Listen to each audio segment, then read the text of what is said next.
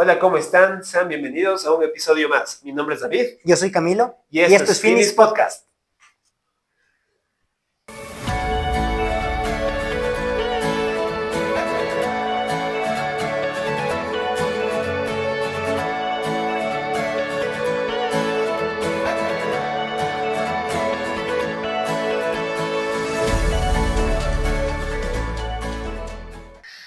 Nuestra invitada del día de hoy es una mujer de 33 años. Ama la vida y busca constantemente ser su mejor versión. Michelle vive con fibrosis quística, una enfermedad que afecta directamente a los pulmones. Aunque enfrenta retos diarios, como por ejemplo llevar oxígeno las 24 horas, tratamientos médicos constantes, tratamientos diarios, esto no la ha limitado. Es marketera de profesión y dirige su propia agencia de publicidad especializada en pauta digital, trabajando con marcas personales como corporativas. Además, está certificada en coaching creativo y arteterapia, impartiendo talleres que permiten a las personas alcanzar su máximo potencial. Michelle vive con empatía, cree firmemente que los límites están en la cabeza. Ella piensa que si nosotros lo transformamos, somos capaces de mucho más de lo que pensamos. Sin más preámbulos, damos la bienvenida a Michelle Muñoz. Hola Michelle, ¿cómo estás? Bienvenida. Hola chicos, gracias por invitarme. Bueno, estamos muy contentos de poder tenerte ya un tiempito que hemos estado escribiéndonos para poder realizar la entrevista, pero ya la tenemos. Sí, y realmente qué bueno poder tener esa introducción que mencionábamos de ti hace un momento, porque claro, o sea, son tantas cosas, tantas áreas que creo que va a ser algo súper interesante de abordar para las personas que nos están viendo, nos están escuchando. Y bueno, nosotros siempre empezamos pidiéndoles a los invitados que se presenten tal vez un poco, y de paso que claro, recalcamos que es interesante las cosas que nos puedan contar en torno a su vida, a sus profesiones, pero también es importante el tema del diagnóstico. No le hacemos el foco como tal, pero sí es importante que lo puedas mencionar porque es parte de tu vida, ¿no? Sí, bueno, ya me presentaron, no sé, una presentación súper larga, pero gracias. Sí, abarco muchas cosas, pero bueno, les cuento que cosas adicionales quizá, que soy casada, tengo 33 años, que creo que lo dijeron, no tengo hijos, y trabajo en dos áreas diferentes, pero que a la vez también se conectan de alguna forma.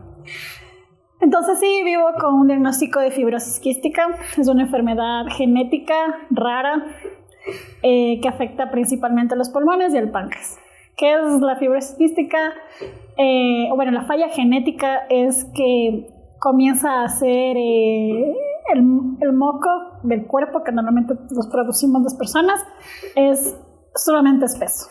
Entonces, eso ocasiona que varias partes, órganos del cuerpo vayan fallando, porque estos órganos no están adaptados para esta mucosidad espesa.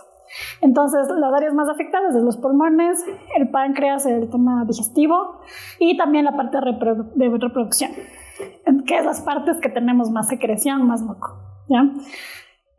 Al fallar estas partes, lo que pasa es que los órganos se van deteriorando, porque se acumula, al tener una excesiva mucosidad, se acumula muchas bacterias y cosas. Entonces nosotros como pacientes tenemos que hacer un montón de tratamientos, tomar un montón de medicamentos, que eso nos va a ayudar a sacar toda esa mucosidad y de alguna forma a mantener un poco la calidad de vida. Entonces esa es la fibrosis quística. Gracias, genial. Por otro lado, ya nos has mencionado tal vez un poco de los retos que esto implica en cuestiones de salud, las un poco incomodidades que puede tener, pero a ver, mencionamos que tenías tu agencia de publicidad. Entonces, ¿cómo logras equilibrar el desafío de vivir con tu condición y a la vez liderar esta agencia? O sea, porque me parece de por sí ya increíble el tema de liderar una agencia, pero con estos retos, ¿cómo se lo vive? Primero creo que es importante entender que nosotros como personas con alguna condición no tenemos o sea, si bien tenemos ciertas limitaciones físicas, porque es la realidad de una condición física, no significa que nos debamos limitar a la vida, ¿ya? Entonces tenemos que aprender a adaptarnos, tenemos que aprender a ser resilientes y buscar formas, ¿ya? Yo, por muchos años, yo trabajé en empresa privada, ¿ya? Gracias a Dios, digo yo, porque siempre tuve jefes que me entendían, ya que decían como que, bueno, se acomodaban, tratábamos de alguna forma de acomodarnos a la situación.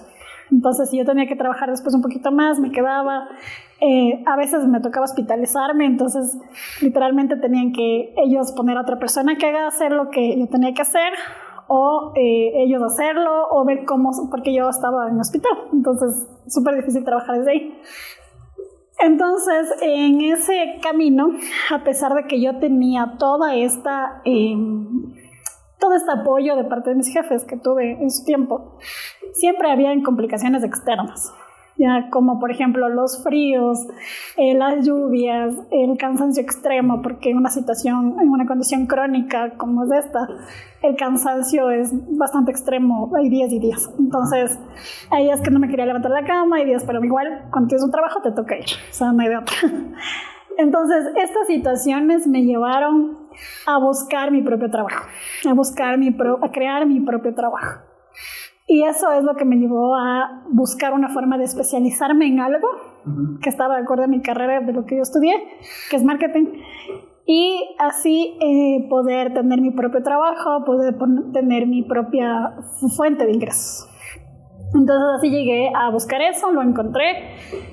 Pude comenzar a trabajar con varias marcas personales, ahora trabajo ya con empresas corporativas y manejo todo este tema de publicidad digital. ¿Cómo lo hice? Aprendiendo, porque no hay otra forma. O sea, primero entendiendo que la prioridad soy yo, que es algo que a veces no entendemos. La prioridad soy yo y es mi salud. Cuando trabajaba en empresa privada, lo que me pasaba es que priorizaba el trabajo. Es como que, no, como ya pido tantos permisos, como ya pido tantas cosas, mejor, si tengo que hacer algo más, mejor no, lo hago. En esta ocasión, cuando ya puedo hacer mi propio horario, mis propios tiempos, lo que hago es priorizar mi salud, es decir, si tengo que hacer fisioterapia respiratoria, si tengo que hacer ejercicio, si tengo que hacer cosas así, hacerlo. Entonces comienzo a hacerlo y sé que eso me va a dar la energía, me va a dar la salud, me va a dar la tranquilidad para comenzar a liderar y guiar los procesos, los proyectos que yo trabajo. Tengo que aprender a trabajar en bloques. Yo aprendí a trabajar en bloques. Tienes que tener una agenda bien organizada para poder hacer eso. Y también conocerte, porque hay momentos en los que te sientas tan cansada que yo literalmente tengo que estar acostada. Ya, es como que no me da energía de levantarme. Pero al tener mi propia empresa, puedo a veces, hay cosas que son mínimamente, o sea, cosas que de ley toca hacer, ya, porque tienes que hacerte cargo de las responsabilidades. Entonces, a veces desde mi cama, a veces acostada, a veces sentada, medio hago lo mínimo necesario cuando me siento así. Y luego cuando ya siento que tengo más energía, pues me pongo al día con todo lo demás. Entonces, esa es la forma en la que he podido ir equilibrando un poco este tema de saber conocer mi cuerpo, saber también cómo trabajar de esta forma, porque para mí el teletrabajo me ayudó un montón. El tema de la pandemia me ayudó a que yo pueda trabajar de forma híbrida, a que yo pueda trabajar de forma remota, que eso antes no había, aquí no había. Entonces, de esa forma ya tuve que aprender y así lo he podido hacer. Es lo difícil, ¿no? Tratar de poder emprender e ir creciendo. Yo ya nos conocemos algún tiempo contigo y lo que puedo rescatar y también resaltar de cómo he visto yo cómo es tu vida. Creo que eres full espontánea, full abierta, full social y muy servicial de lo que he podido ver. Y justamente yo, de lo que yo he visto, o sea, en el tiempo que nos conocemos, pienso que tú no eres una mujer a la que temes a los retos, o sea, eres una mujer que entra y bueno, y que asume, ¿no? Pero, ¿cuáles son los principales retos de vivir con esta condición? A ver, creo que el principal reto que yo lo vi primero fue el desconocimiento total del diagnóstico. Ya es una enfermedad rara, a pesar de que es una de las raras más frecuentes. Es una enfermedad que cuando me detectaron, que fue cuando tenía 19 años, no se conocía. Ahora se conoce mucho más. Antes no, antes ni siquiera los médicos sabían. De hecho, a mí me diagnosticaron tarde, ya, porque este diagnóstico se debe hacer desde meses de edad. A mí me diagnosticaron desde los 19 años y eso ya fue un reto. Entonces, primero era el conocimiento, buscar información, porque cuando me dieron el diagnóstico yo no sabía absolutamente nada y no había mucha información oficial, porque hay mucha información en internet, pero no oficial, que eso te daña en vez de ayudarte. Entonces, uno de los retos primeros fue el tema del desconocimiento. El segundo reto que yo encontré fue el tema de la parte emocional. Cuando uno tiene una enfermedad crónica donde tu cuerpo afecta tus emociones, es súper retador, literalmente, porque tienes que buscar herramientas que te ayuden a salir adelante. O sea, tienes que buscar. Yo he pasado por un montón de crisis existenciales, pero en cada crisis existencial, como yo les digo, he aprendido una herramienta diferente para poder equilibrar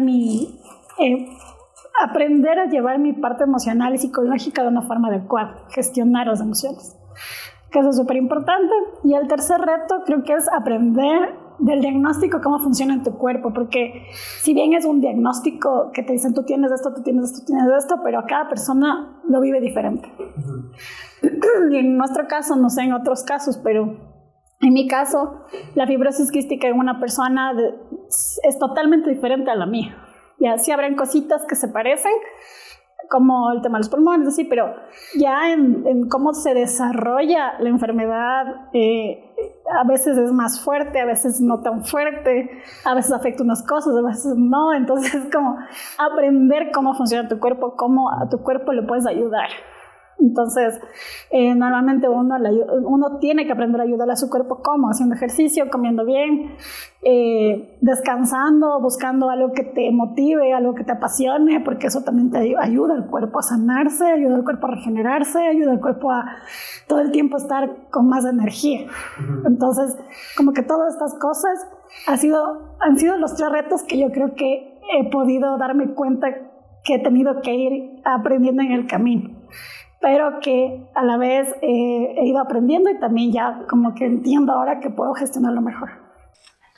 En lo que nos venías contando, mencionabas algo súper importante, y es, bueno, primero el tema de que, claro, en el diagnóstico muchas veces viene esta parte de desconocimiento, o sea, muchas veces de los mismos profesionales, de las personas alrededor, información que muchas veces se encuentra, bien dices que no es tan precisa en muchas cosas.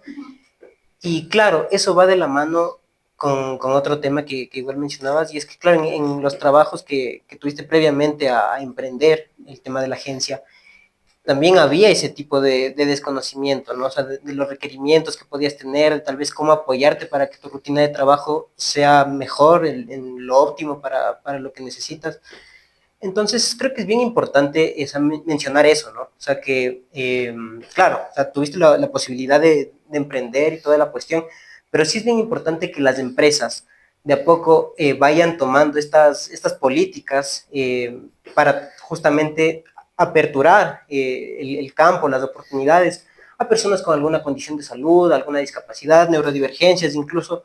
Es bien importante porque tenemos que de a poco irnos concientizando, informando, y nada, eso va a permitir nada más que seamos un mundo mejor para todos. Creo que estas cosas no hay que verlas como que exclusivas de beneficio para un segmento, sino que como sociedad nos beneficia, nos enriquece. Entonces, pensar también en esa posibilidad como empresas, pilas. Entonces, siguiendo esa dinámica de las empresas y cómo es el manejo de estas, me parece interesante consultarte si tal vez en tu agencia trabaja o ha trabajado alguna persona con alguna condición de salud, tal vez alguna discapacidad, neurodivergencia. Ya, verás, sí tengo una persona que trabaja conmigo que tiene fibrosis quística, ¿ya? he buscado, a ver, aquí quiero rescatar algo, y es que normalmente las empresas buscan personas con discapacidad porque les obliga la ley y todo eso, pero la mayoría de trabajos que yo he visto son para cosas de bodegas, cosas administrativas, bueno, no, ni siquiera administrativas, sino polifuncional. Sí, sí. ¿Cierto? Yo siempre he encontrado eso. Y yo en algún momento escuché, conversé con un empresario y le decía que por qué, o sea, ¿por qué solo cuando yo busco eso hay solo estos temas? Y me decía, claro, esto fue hace muchos años, ¿no? Hace unos 10 años quizá. Me decía, es porque no encontramos personas con discapacidad especializadas o estudiadas, ¿ya? Y claro, yo después cuando recibí esa respuesta y unos años después de eso que me puse a analizar esa situación, dije, sí, o sea, lastimosamente como no ha habido la ayuda psicológica, la ayuda emocional en el proceso de una discapacidad, hay muchísimas personas que se estancan y hay muchas personas que se quedan, o sea, creo que hay muchas situaciones tan difíciles que no saben manejar la situación, no saben manejar emociones, no tienen el apoyo adecuado psicológico y emocional, que lo que hacen es estancarse y como que echarse al olvido, digamos, ¿ya? Y eso creo que es un error que cometemos nosotros como personas con un diagnóstico de una discapacidad, pero también la sociedad, o sea, es como de la y la.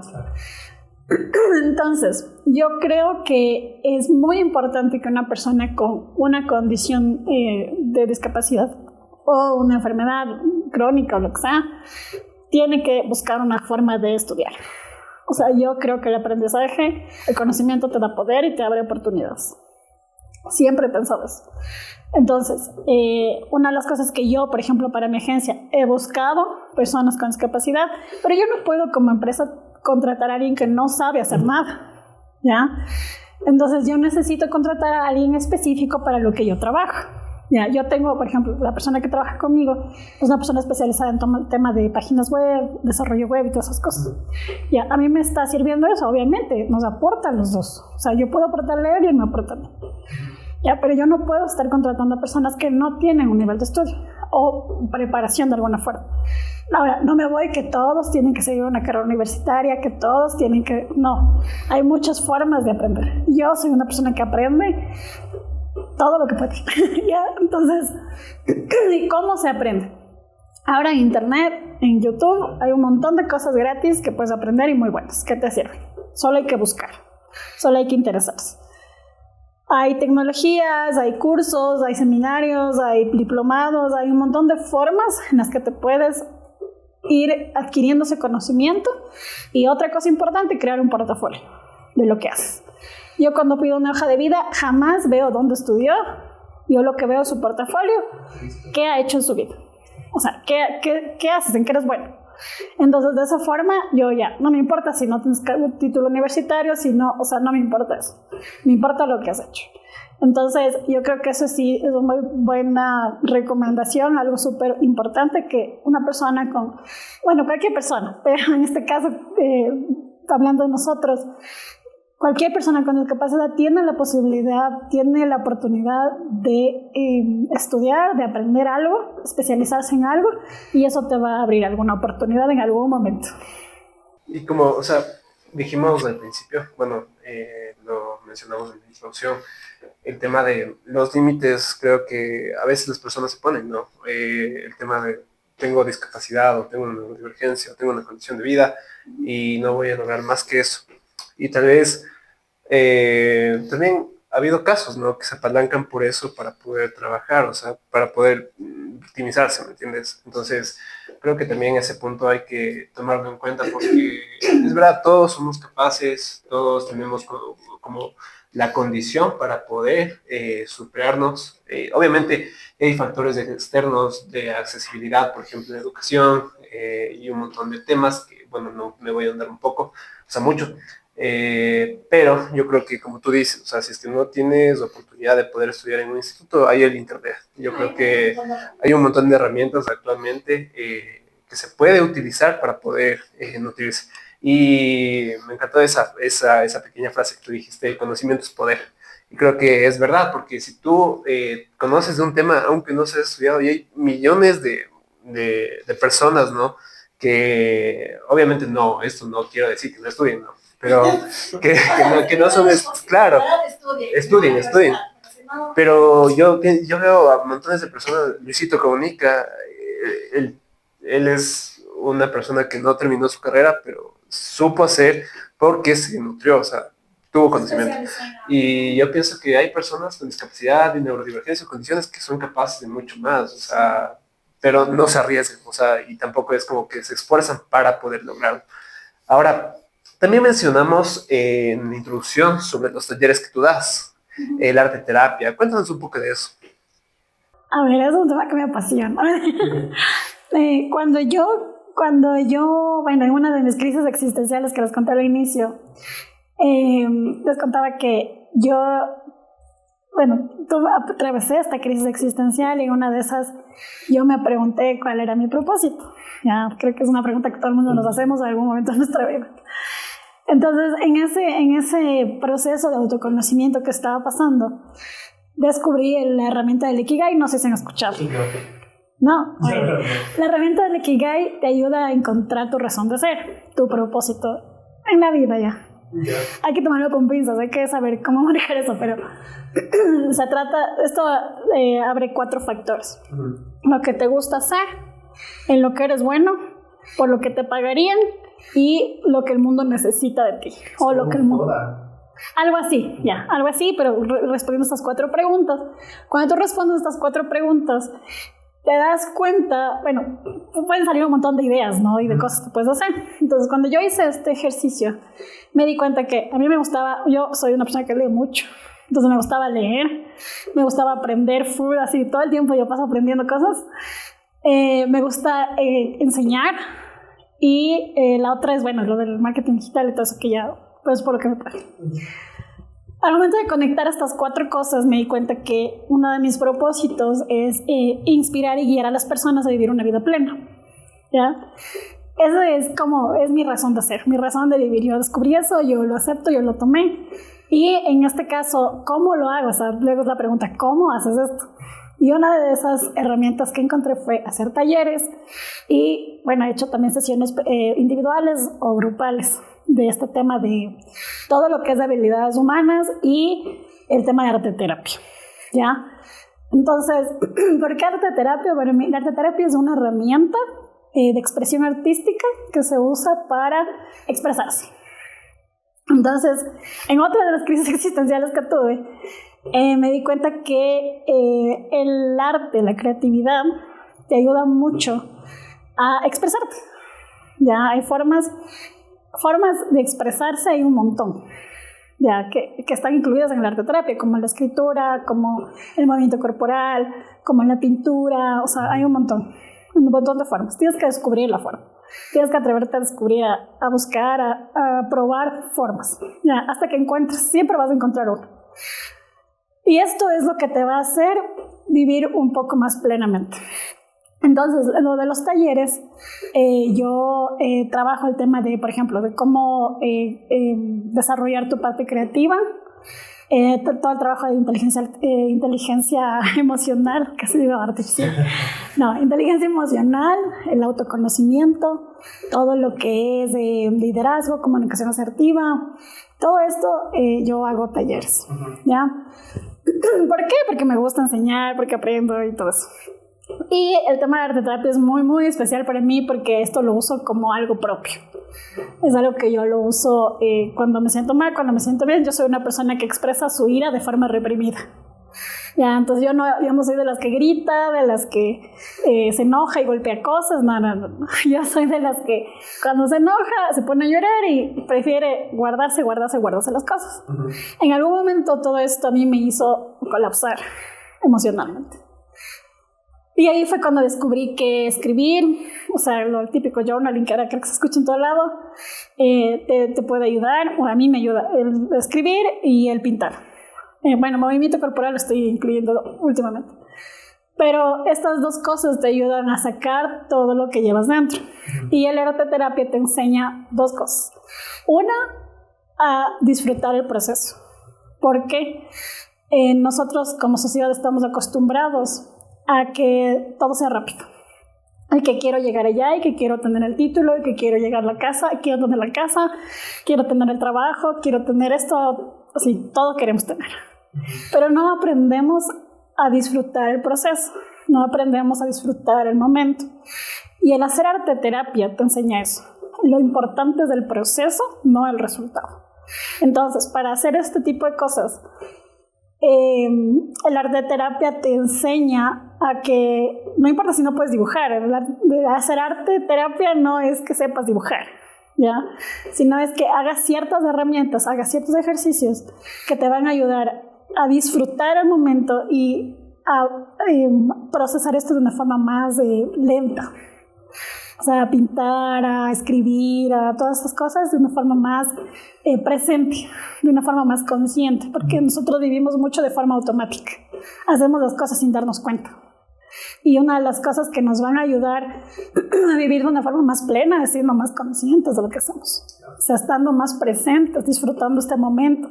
Porque no sé si a ustedes les ha pasado, pero me ha pasado mucho, que se bañan y mientras se están bañando lo hacen tan automático que están pensando en otras cosas. Nunca disfrutas del agua caliente, nunca disfrutas del jabón, nunca disfrutas de ese momento presente que estás viviendo.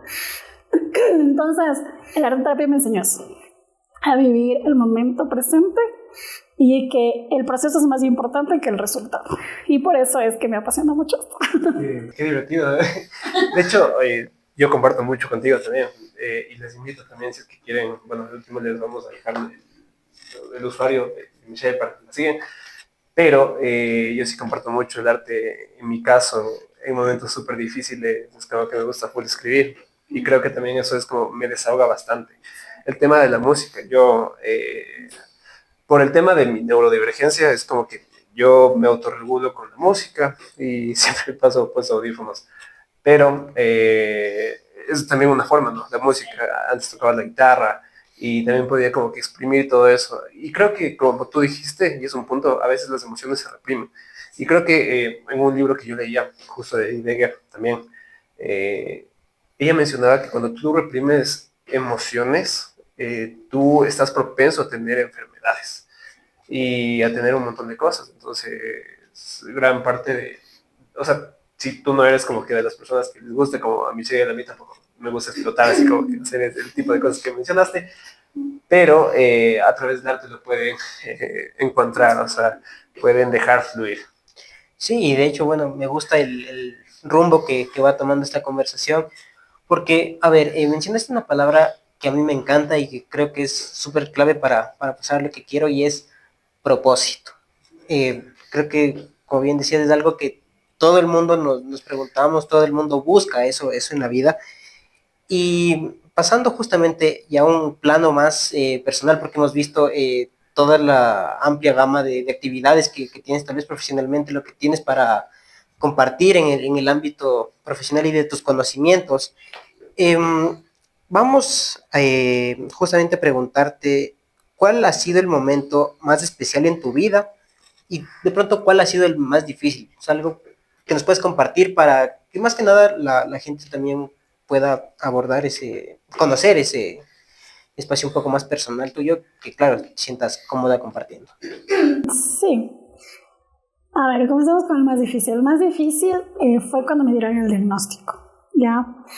Cuando me dieron, a ver, cuando tenía 19 años, había salido recién del colegio, no sabía lo que quería de mi vida, ya tenía una crisis existencial porque no sabía qué quería hacer. Yo estudié una carrera universitaria después de 5 años, o sea, no sabía qué estudiar. Y yo también probé un montón de cosas, como antes nos contaban, antes de elegir la carrera de marketing, que a la final estudié eso. A ver, cuando me dieron el diagnóstico fue súper difícil por la edad en la que estaba, porque de la forma que me dieron el diagnóstico fue no muy asertiva, que digamos, o sea, fue una forma muy despectiva. Y les voy a contar para que me entiendan. Me dijeron, verás, salió positivo, o sea, me hicieron el examen. Y me acuerdo que cuando llegamos a la fundación, porque fue en una fundación, en todas las paredes era pegado lo que era el diagnóstico, que era una enfermedad grave, que era una enfermedad crónica, que era degenerativa, que tenías que después usar oxígeno y un montón de cosas. Yo a 19 años no sabía de lo que hablaban, yo el diagnóstico jamás lo había escuchado. Y yo estaba con mi mamá y mis hermanos, me acuerdo ahí. Entonces, en ese sentido, la doctora se puso ahí al frente, recibieron mis resultados y me dijeron, ¿sabes qué? Salió positivo. Así que te cuento. Sacó una hojita en blanco y con un esfero comenzó a escribir. Este diagnóstico, me comenzó a explicar lo que es el diagnóstico que ya les conté. Pero me comenzó a decir, vas a tener que hacer fisioterapias respiratorias, vas a tener que hospitalizarte muchas veces en el año, vas a tener que tomar 20, 30 pastillas diarias, vas a tener que en algún momento usar oxígeno. O sea, tu vida va a cambiar totalmente y no vas a poder hacer nada. Así que tienes que acostumbrarte a hacerte la idea de que tu vida de aquí en adelante va a ser otra. Y aparte, me dijo, y esto no es culpa de tu papá, de tu mamá, esto solo es culpa del de arriba, porque esto es algo genético y esto es algo como lotería. Y te tocó a ti. Entonces, cuando me dijo eso, con mi mami al lado, que casi le pega, fue súper dolorosa, o sea, fue muy choqueante el inicio. Ya, fue muy choqueante. Yo pasé como 2 días, 3 días, bueno, no, creo que toda una semana ahí en la cama llorando porque no sabía qué onda, o sea, me bien. Y aparte me dijeron que mi edad, o sea, yo iba a vivir hasta los 30 años, porque esa era la edad promedio de ese entonces. Entonces, fue muy duro. Esa parte fue muy dura. De hecho, hasta ahora, siento que 15 años después, bueno, 14 años después, sigue siendo difícil.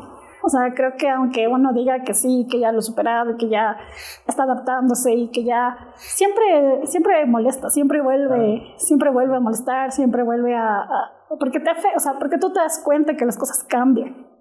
Yo hace 3 años no usaba oxígeno, ¿ya?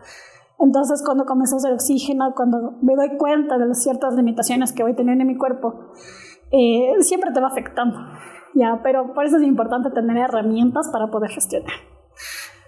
Y bueno, ese es el momento más difícil. Y el momento más feliz de mi vida, creo que fue cuando me casé. Y cuando nos fuimos de luna de miel. Creo que tener una persona a tu lado que te haga crecer, que te acompañe y que te levante cuando no puedes, no tiene precio. O sea, es algo que yo valoro muchísimo, le doy gracias a Dios por el esposo que me tocó, que elegí, no sé. Y sí, eso es algo lo más feliz que puedo recordar. Doy fe, de hecho también le conozco. Saludos al Mauri, que sí nos está viendo. Y es demasiado complejo, ¿no? El tipo de diagnóstico que dan, específicamente cuando se trata de discapacidades, neurodivergencias o condiciones, porque le llevan a la persona como un término que utiliza también Heidegger y, de hecho, Viktor Frankl, que es la ilusión del indulto, que prácticamente la gente vive con la esperanza de poder ser perdonada. O sea, en este caso es para que no le maten, ¿no? Pero también es como una relación, o sea, la gente vive con la esperanza de ser diferente a la vida que le tocó. Pero no debería ser así, ¿no? Porque realmente a mí también cuando me diagnosticaron fue hace 2 años casi, y yo no sabía lo que pasaba porque pasaban muchas cosas, muchos problemas y también como que yo quería una respuesta. Entonces fui al neurólogo, me pusieron los aparatitos así y el neurólogo en cambio fue diferente, ¿no? Me dijo, ¿sabes qué? Si tienes esto, y me dijo, pero no, o sea, no te preocupes porque es como normal, tu cerebro funciona diferente, pero eres normal, eres capaz y todo eso, o sea, fue un diagnóstico diferente. Y me regaló un libro porque me preguntó un montón de cosas y me regaló justo en esa sesión un libro y yo dije, gracias, porque a mí también me gusta leer. Y obviamente me mandaron a medicar un montón de cosas y todo eso, pero al punto que voy es que el mensaje de los diagnósticos debería ser muy diferente a cómo te lo transmiten.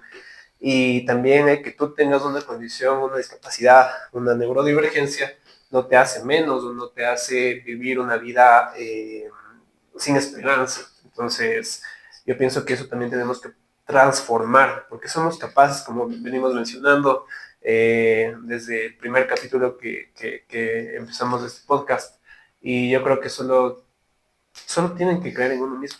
así como lo están viendo en Michelle y en todos nosotros también. Ahora por otro tema, cambiándolo, te quería preguntar sobre cuál es tu mayor sueño, qué es lo que tú quieres lograr en tu vida. Yo soy una persona que sueña mucho, ¿ya?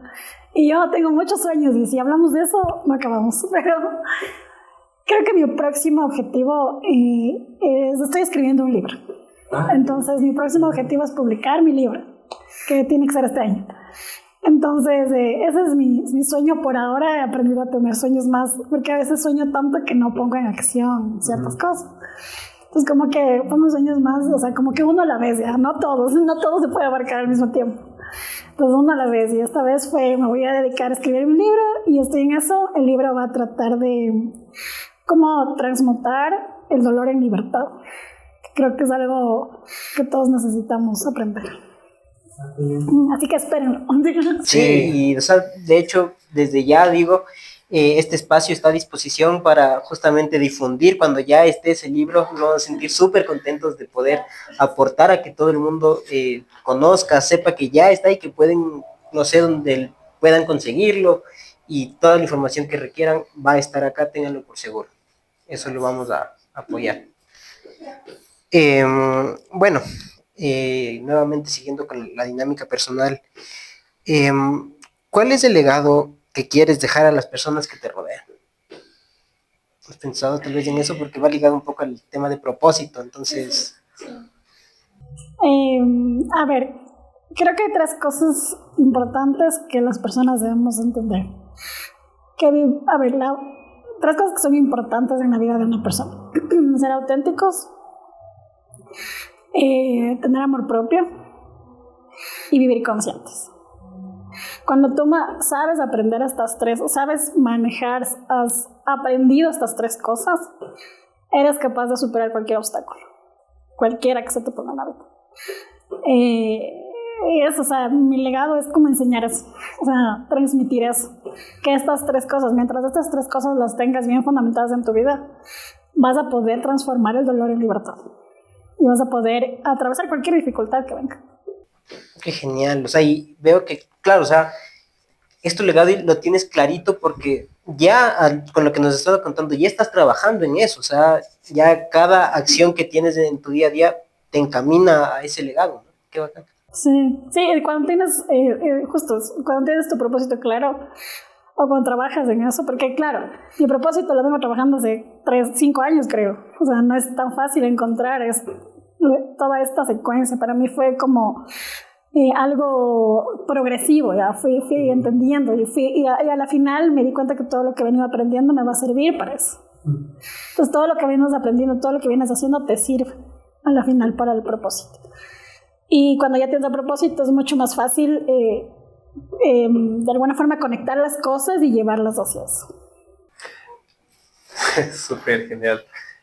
También es muy chévere cómo las cosas se van poniendo en orden, ¿no? O sea, tú dijiste que a los 19 años te diagnosticaron, empezaste a estudiar, encontraste a tu persona ideal, tienes tu empresa. Entonces yo creo que también a veces nos desesperamos por lograr muchas cosas, y justamente el tema de que tú dijiste, el amor propio, creo que tiene que ir mucho, mucho marcado en una persona para poder lograr sus objetivos de vida. Porque si tú tienes un sueño, por ejemplo, y tu amor propio es depender de los demás o depender de una pareja para que te pueda alzar como que esa autoestima, creo que ahí te estás como que deteniendo.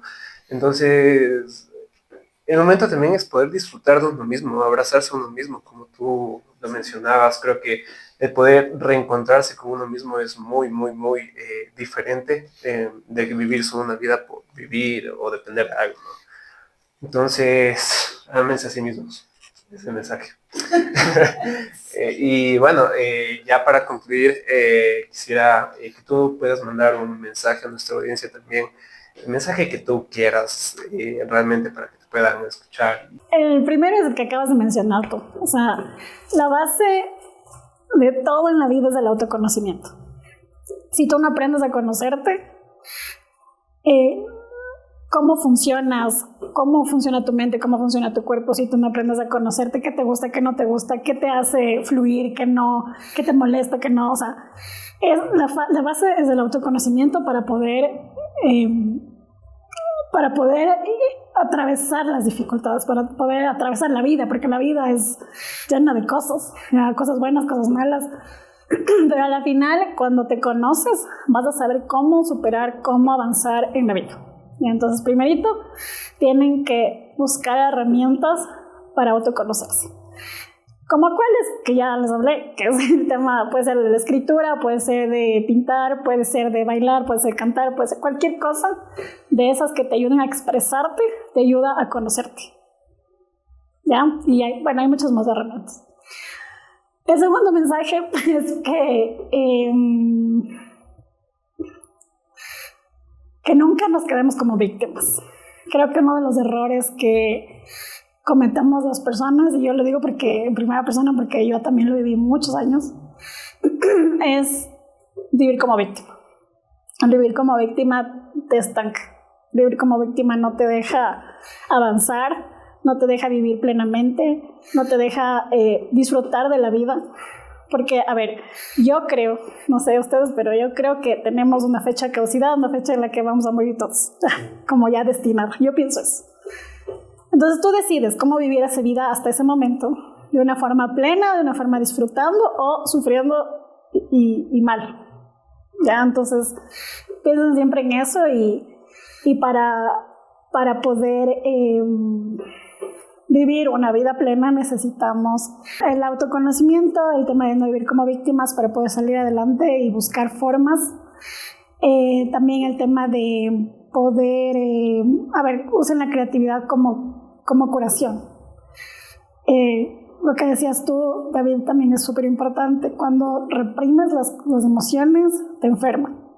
Yo viví mucho tiempo enfermándome de un montón de cosas, porque la fibra que es una de las cosas. Pero yo tengo una cirugía de columna, yo tengo una cirugía de útero, yo tengo un montón de cosas más, que yo siento que mucho de eso fue el resultado de haber reprimido muchos años emociones fuertes, ¿ya? Y yo encontré en la creatividad, y de hecho hay muchos estudios científicos que usar el pensamiento lateral o divergente que tenemos en el cerebro te sirve para poder buscar mejores soluciones a todo y para ser más resilientes también. Y el último es que la historia. Creo que todos tenemos una historia que contar. Nosotros con nuestra historia podemos inspirar, podemos motivar. No sabemos el nivel de poder que podemos generar en la otra persona al contar nuestra historia. Así que yo creo mucho y les animo mucho a que tu historia tiene poder, tu voz tiene poder y puede inspirar y motivar a otros. Así que cuenten más su historia. Ese es mi mensaje final. Pueden seguir, ¿cierto? Para que puedan verlo. Sí, bueno, mi perfil de Instagram, que es el que más uso, ahorita está en stand-by, pero ya mismo regreso, es @michu.munoz. En todas las redes sociales estoy así. michu.munoz con Z. Y ya. Súper chévere. Así bien, gracias, Michu, por realmente esta entrevista. Hemos aprendido un montón. Creo que en todas las entrevistas aprendemos un montón, pero siempre se nos va ampliando el conocimiento de qué es lo que hacen las personas y en qué pueden llegar a influir también. Y nos gratifica tenerte aquí también. También queremos agradecer a Camilo, a Pancho, que también está ahí. No sé si puede salir. Ahí está el Panchito. Una vez más, estamos haciendo el trabajo y queremos que siga mejorando. Sí, y bueno, antes de concluir, me quedo con algo que diste en tu mensaje final, y es el tema de la importancia de la voz de cada persona, ¿no? Es súper importante la voz, la historia de cada persona, y que claro, hay circunstancias que uno no puede cambiar. Entonces, bueno, ahí en todo caso, cambiar la actitud que hay frente a esas circunstancias, pero por otro lado, hay circunstancias que uno sí puede cambiar, y en este caso pueden ser circunstancias personales, o sea, cuestiones tal vez en la mente, en la salud de uno, tomar hábitos tal vez saludables. Y quiero llevar también algo tal vez como a profundidad. y en este caso para mí vendría a ser muy importante el cambio como sociedad. Como sociedad, como hemos visto, no solamente en este, sino en todos los otros episodios que hemos grabado, tenemos mucho que cambiar. En este caso puntual, me queda claro el tema médico, con los diagnósticos, tal vez un poquito más de empatía al darlos y no dar esa sentencia negativa de golpe que muchas veces es desesperanzadora y que de paso digo, en la mayoría de los casos no se cumple esa sentencia negativa. Uh-huh. Por otro lado, en el sistema educativo, ¿sí? Vemos que justamente como mencionabas, no hay tanto número de personas con discapacidad con alguna profesión, algún título, y claro, si bien se puede aprender por otros medios, también es importante el hecho de que las personas que quieran y estén en posibilidad de tener ese camino hacia un título, no se vean limitadas por fallas en el sistema, o sea, en adaptaciones, en infraestructura, todo ese tipo de cosas que hace complicadas las cosas. Y en el sistema laboral, porque claro, viene de la mano, ¿no?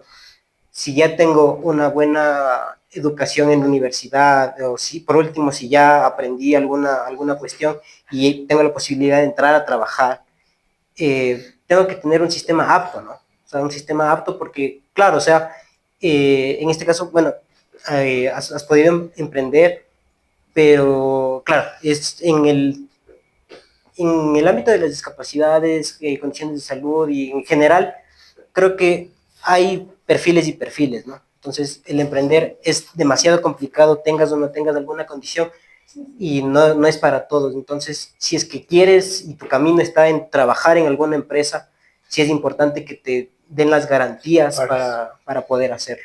Entonces, para mí creo que esa sería la conclusión de este episodio, las enseñanzas que me ha dejado, y nuevamente agradecerte por tu tiempo, por las valiosas lecciones y compartir esa historia que estoy seguro que a más de uno ha tocado y le ha dejado algo súper importante. Así que vayan a seguir en las redes sociales de Michelle porque tiene un montón más que compartir, estoy seguro, y lo hace día a día. Sí, gracias a ustedes por invitarme y sigan haciendo esto, que creo que hace falta más de estos espacios de salir más inclusivos, de hablar de cosas que normalmente no se hablan. Y igual cuenten conmigo por lo que quieran. Gracias.